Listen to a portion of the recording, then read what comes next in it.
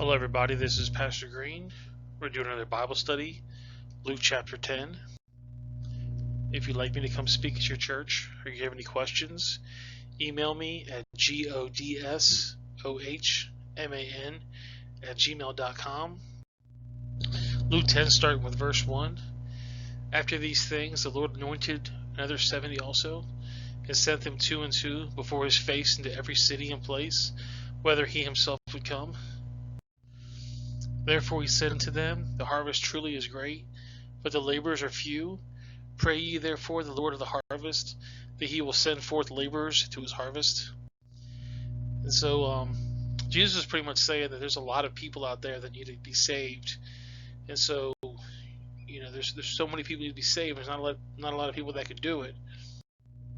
So he wants us to go out there, talk to as many people as possible, make disciples of yourself so they can go out and talk to people, because there's so many people that need Jesus. Everybody needs to go out there and talk to somebody. And there's actually a book out there called Hole in Your Gospel, which basically says that, it's good to go to church and pray and pay your tithing, but if you don't go out and minister to people, you have a hole in your gospel.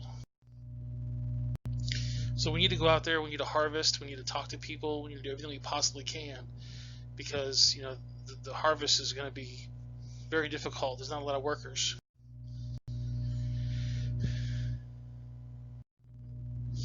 Kind of reminds me of the story about an orange tree. There's these big old orange trees everywhere. And the story is called the parable of the orange tree. So the parable of the orange tree, I'm going to go ahead and read it to you. I dreamed I drove through a Florida road, still and straight and empty. On either side were groves of orange trees, so that I turned to look at them from time to time. Line after line of trees stretched back endlessly from the road, their boughs heavy with great round yellow fruit. This was harvest time. My wonder grew as the miles slipped by. How could this harvest be gathered? Suddenly I realized that for all the hours I had driven, and this is when I knew I must be dreaming, that I had seen no other person. The groves were empty of people. No other car has passed me. No houses could be seen by the highway. I was alone in a forest of trees. But at last I saw some orange pickers, far from the highway, almost on the horizon, lost in the vast wilderness of unpicked fruit. I could discern a tiny group of them working steadily, and many miles later I saw another group, and I could not be sure, but I suspected that the earth beneath me was shaking with silent laughter at the hopelessness of their task. Yet the pickers went on picking. The sun had long paused at zenith, and the shadows were lengthening when, without warning, I turned to a corner of the road to see a notice, leaving neglected country, entering home country. The contrast was so startling that I scarcely had time to take it to notice. I had to slow down, for all at once there was traffic was heavy. People by the thousands swarmed the roads and crowded the sidewalks. Even more startling was the transformation of the orange groves. Orange groves were still there, and the orange trees were abundance, but now, far from being silent and empty, they were filled with the laughter and singing of multitudes of people. Indeed, it was the people we noticed rather than the trees, people and houses. I parked the car on the roadside and mingled with the crowd. Smart gowns, neat shoes, snowy hats, expensive suits, and starched shirts made me a little conscious of my work clothes. Everyone seemed so fresh and poised and cheerful. Is it a holiday? I asked this well-dressed woman, whom I fell instead. She looked a little startled for a moment, and then her face relaxed with a smile of gracious condolence. You're a stranger, aren't you? She said, and before I could reply, this is Orange Day. She must have seen a puzzled look on my face, for she went on. It is so good to turn aside from one's labors and pick oranges one day of the week. But don't you pick oranges every day? I asked her. One may pick oranges at a time, she said. We should always be ready to pick oranges, but Orange Day is a day that we devote especially to orange picking. I left her and made my way further onto the trees. And most of the people were carrying a book, bounded beautifully in leather and edged in leather and gold. I was able to discern on the edge of one of them the words, Orange Picker's Manual. By and by I noticed round about the orange trees seats had been arranged, rising upwards in tiers from the ground. The seats were almost full, but as I approached the group, A smiling, well-dressed gentleman shook my hand and conducted me to a seat. There, round about the foot of the orange tree, I could see numbers of people. One of them was dressing all the people in the seats, and just as I got to my seat, everyone rose to their feet and began to sing. The man next to him shared with me his songbook. It was called Songs of the Orange Groves. They sung for some time, and the song leader waved his arms with a strange and frenzied abandon, exhorting the people with his intervals between the songs and singing more loudly. I grew steadily more puzzled. When do we start picking oranges? I asked the man who had lent me his book. Oh, it's not long now, he told me. We'll have to get everybody warmed up first. Besides, we want to make the oranges feel at home. I thought he was joking, but his face was serious. After a while, a rather fat man took over from the song leader, and after reading 2 sentences from his well-thumbed copy of the Orange Picker's Manual, began to make a speech. It wasn't clear whether he was addressing the people or the oranges. When do we start picking oranges? I asked the man who had lent me his book. I glanced beyond me and saw a number of groups of people similar to our own, gathering around an occasional tree and being addressed by other fat men. Some of the trees had no one around them. Which trees do we pick from? I asked the man beside me. He did not seem to understand, so he pointed me to the trees round about. This is our tree, he said, pointing at the one we gathered around. But there are too many of us to pick from just one tree, I protested. Why are there more people than oranges? But we don't pick oranges, the man explained. We haven't been called. That's the head orange picker's job. We're here to support him. Besides, we haven't been to college. You need to know how an orange thinks before you can pick it successfully. Orange psychology. You know, most of these folk here, we went on pointing at the congregation, have never even been to manual school.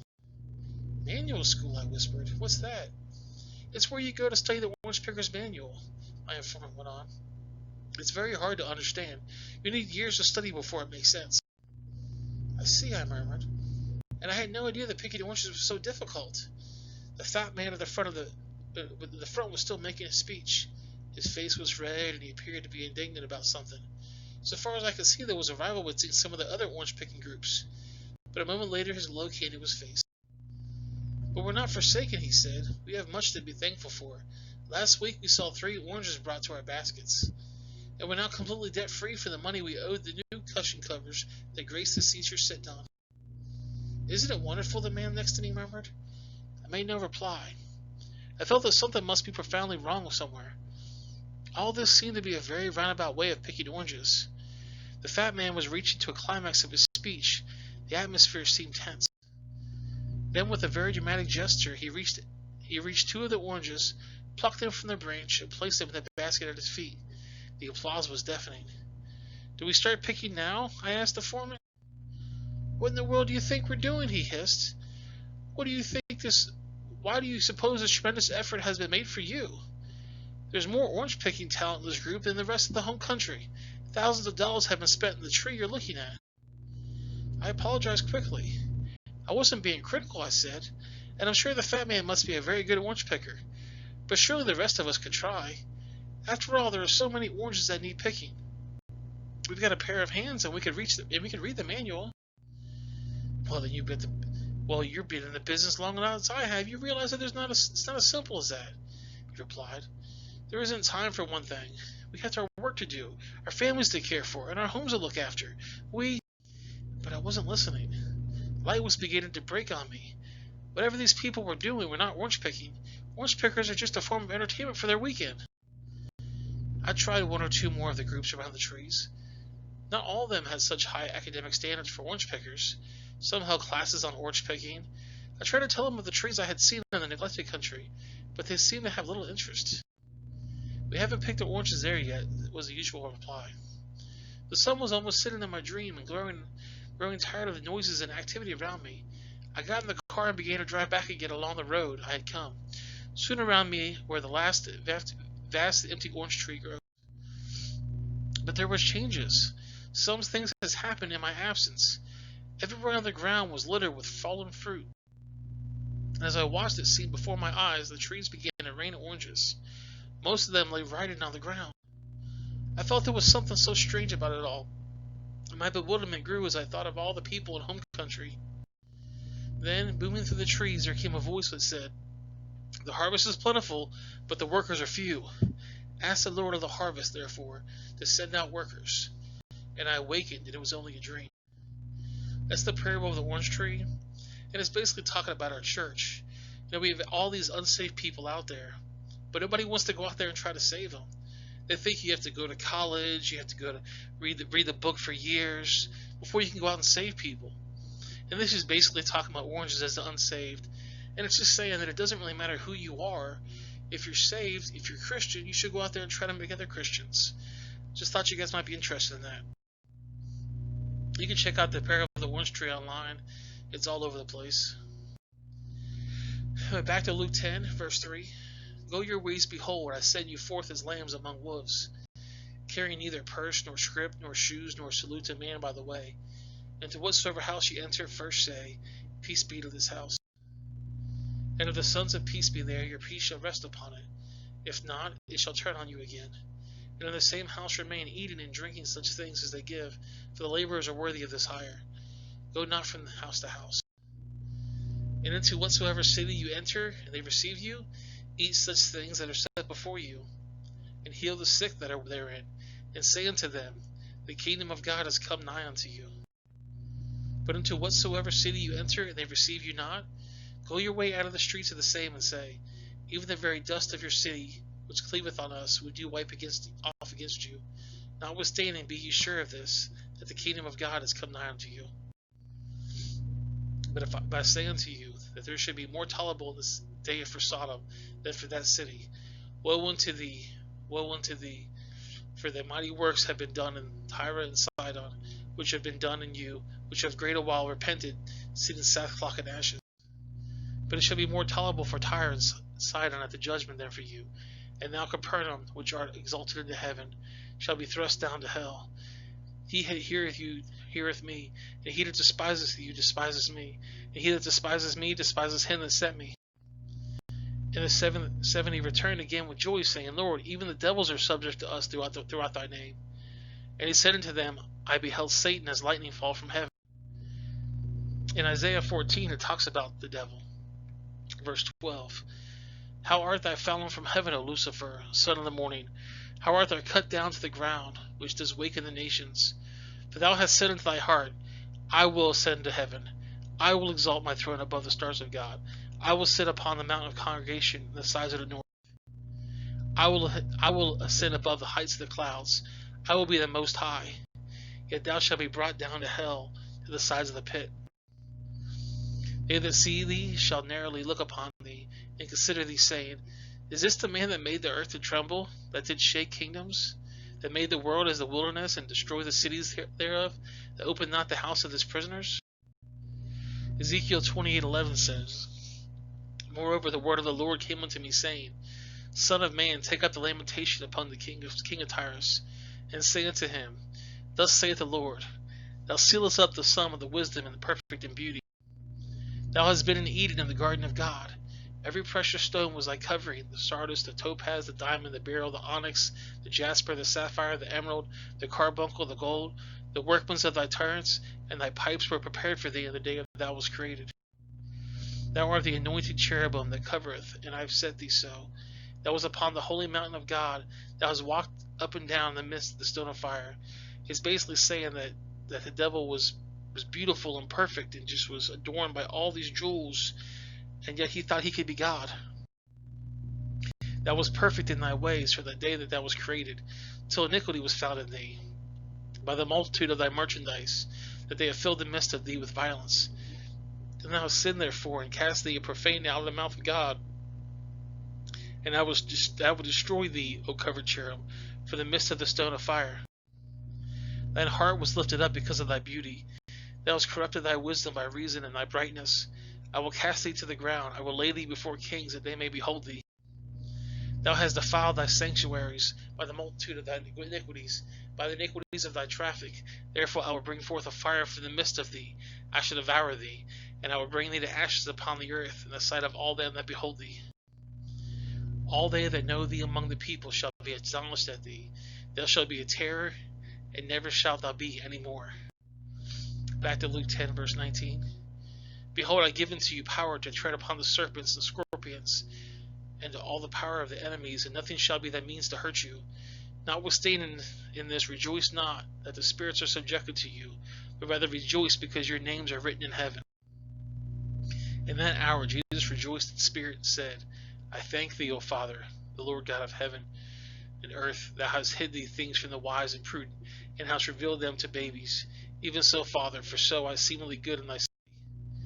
1 Corinthians 1:18 says, For preaching of the cross is to them that perish foolishness, but unto us which are saved it is the power of God. For it is written, I will destroy the wisdom of the wise, and I will bring nothing to this understanding of the prudent. Where is the wise? Where is the scribe? Where is the disputer of this world? Has not God made foolishness wisdom of the world? For after all that the wisdom of God in the world by wisdom knew not God. It pleased God by the foolishness of preaching to save them that believe. For the Jews require a sign, and the Greeks seek after wisdom. But we preach Christ crucified, unto the Jews a stumbling block, and unto thy Greeks foolishness. But unto them which are called both Jew and Greek, Christ the power of God and the wisdom of God, because the foolishness of God was wiser than men, and the weakness of God is stronger than men. Back to Luke 10:22. All things are delivered unto me, my Father, and no man knoweth who the Son is but the Father, and whom the Father is but the Son, and he that whom the Son will reveal him. And he turned to him his disciples and said privately, Blessed are the eyes which see things that they not see. For I tell you that many prophets and kings have desired to see these things which ye see, and have not seen them, and to hear those things which hear, and have not heard them. And behold, a certain lawyer stood up and tempted him, saying, Master, what shall I do to inherit eternal life? And he said unto him, What is written in the law? How readiest is thou? And he answered and said, Thou shalt love the Lord thy God with all thy heart, with all thy soul, with all thy strength, and with all thy mind, and thou love thy neighbor as themselves. And all throughout the Bible it talks about you need to love God with all your heart, and all your soul, and all your might, and all your strength. And he said unto him, When it is written in the law, how readest thou? And he answered, saying, Thou shalt love the Lord thy God with all thy heart, thy soul, thy strength, and thy mind, and love your neighbor as yourself. And he said unto him, Thou hast answered right, do this, and thou shalt live. But he willing to justify himself said unto Jesus, And who is my neighbor? And Jesus answered him, saying, A certain man went down from Jerusalem to Jericho, and fell among thieves, which stripped him of his raiment, and wounded him, and departed, leaving him half dead. And I'm just going to tell you a quick, kind of a funny story. I'll get it back to the Bible story here. So there was this kind of a story, it's kind of a joke. It's called The Ordination of the Country Preacher. And so they're trying to get this preacher, this guy to become their preacher, so they want to ask him a question. And it says, Well, Sam, do you tell me the parable of the Good Samaritan? Yes, sir, I will gladly tell you. There once was a man traveling from Jerusalem to Jericho, and he fell among thorns, and the thorns sprung up and choked him. And while he was in his way, he didn't have no money. So he went there to meet the Queen of Sheba. She gave him 10,000 talents and 100 changes of raiment. And he got into a chariot and drove furiously. And when he was driving under a big juniper tree, his hair got caught in the limb of that tree, and he hung there many days. And the ravens brought him food to eat and water to drink. And he ate 5,000 loaves of bread and 2 fish. And one night when he was hanging there asleep, his wife Delilah came along and cut off his hair. And he dropped off and fell on stony ground. But he got up and went on, and it began to rain. And it rained and rained for 40 days and 40 nights. And he hid himself in a cave, and he lived on locusts and wild honey. And there went on him to meet a servant who said, Come take supper at my house. And he made an excuse and said, No, I won't. I have married a wife, and I cannot go. And the servants went on to the highways and ran to the hedges and compelled him to come in. After supper he went down and came down there to Jericho. And when he got there, he looked up and saw the old Queen Jezebel sitting down way up high in the window. And she laughed at him. And he said, Throw her down there. And they threw her down. And he said, Throw her down again. And they threw her down 70 times 7. And all the fragments that remained, they picked up 12 baskets full, besides women and children. And they said, Blessed are the peacemakers. Now whose wife do you think shall be on Judgment Day? I thought that was a funny story. I don't know about you guys, but I read that somewhere. Anyways, Luke 10, back to verse 30. And Jesus answered, saying, A certain man went down from Jerusalem to Jericho, and fell among thieves, who stripped him of his raiment, and wounded him, and departed, leaving him half dead. And by chance there came down a certain priest that way, and when they saw him, he passed over on the other side. And likewise a Levite, when he was at the place, came and looked on him, and passed on the other side. But a certain Samaritan, as he journeyed, came where he was, and when he saw him, he had compassion on him. And he went to him, and bound up his wounds, pouring oil and wine, and set him on his own beast, and brought him to an inn, and took care of him. And on the morrow, when he departed, he took out 2 pence, and gave it to the host, and said unto them, Take care of him, and whosoever thou spendest more, when I come again, I will repay thee. So basically, you had these 2 holy men come down to see this guy, and they avoided him. But a Samaritan saved this guy. And the Jews hated the Samaritans. They did everything they possibly could to avoid the Samaritans. And it said he gave him 2 pence, which is basically the equivalent of like, 10 or 15 years worth of income. So he basically wanted to make sure this guy was taken care of. And Jesus asked these people, Which now of these 3 thinkest thou was thy neighbor unto him that fell among the thieves? And he said, He that showed mercy on him.